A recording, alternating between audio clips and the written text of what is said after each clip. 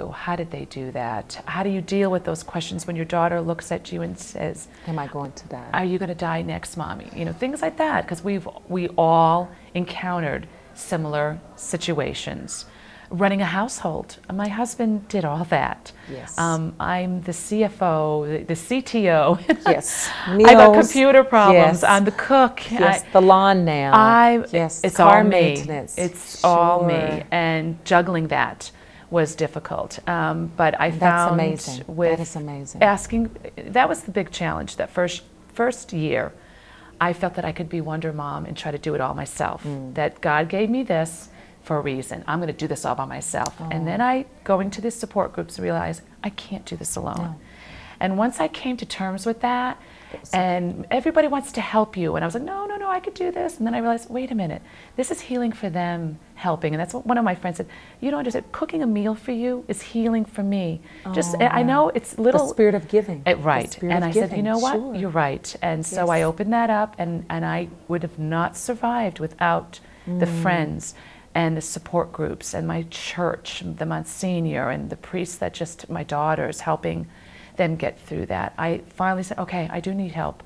I need somebody to pick up this child here, or I need I have swimmers. I need somebody to help me in a carpool. And once I was able to do that, it got a little bit easier, knowing that I can't do this alone, and that's not a failure. That doesn't make me a bad mom. It's just that I can't do this alone, and that was a huge breakthrough for me during that first year. And you called some of your friends angels. Oh yeah, absolutely. The angels, boy, that's huge. What were some of the characteristics and the things that they provided in your life to? A shoulder to cry on. Oh, good for you. Yes, yes, yes. And we all need that. We all need that. And Cheryl, I just thank you so much for just sharing your story. Oh, thank because you. there's so many, our audience, I'm sure there's so many people that are stuck, and losing a loved one is very, very trying.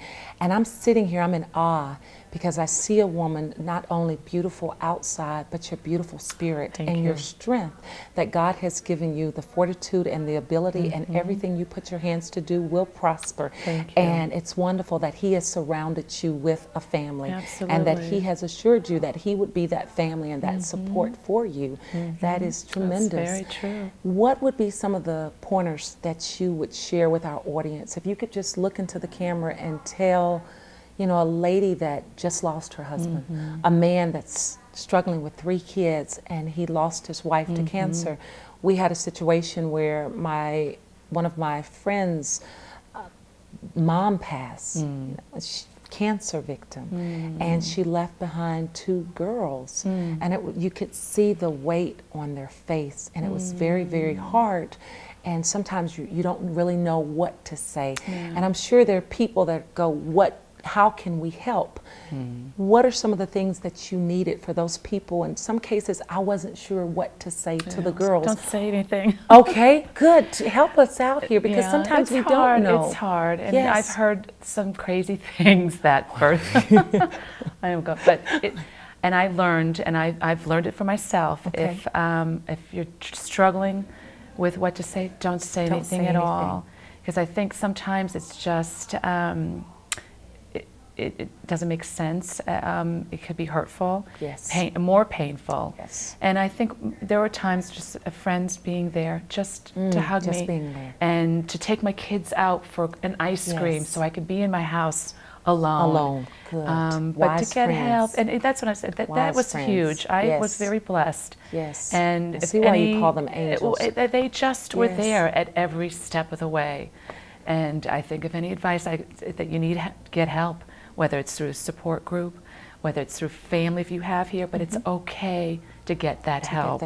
And that will pull you through out of that fog. Because I'm telling you, I look back that year and it's just, I try to remember things. I'm like, okay, that's right, that was my fog period. You do come out of it. It takes some time, and some sooner than later.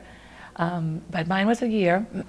And it was important to go through what I needed to go through my grieving, and have my friends and my family who traveled down here constantly to help me out, and that was important. And I love your honesty, and it's okay to grieve. It's okay. And some people struggle with that.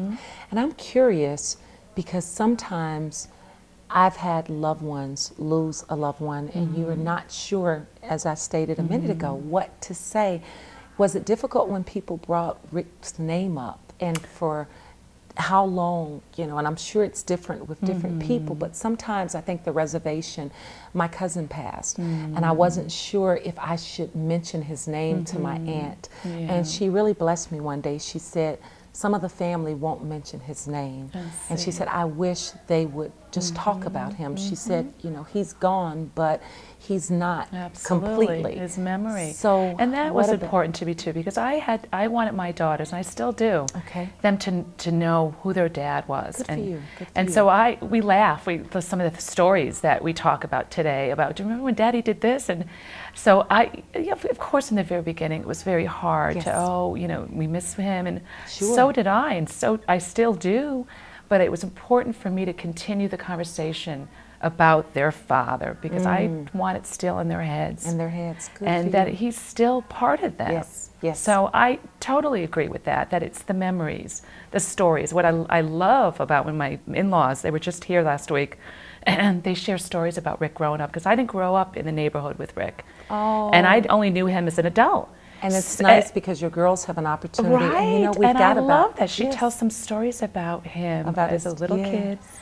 and they laugh, and it's that's all part of it. So And absolutely, joy, talk about them. Well, we want to, and thank you. Thank you so very much, Cheryl. Nice to and meet you have helped me tremendously. And please, as Cheryl stated, go and check into your support groups, and remember that you are not alone.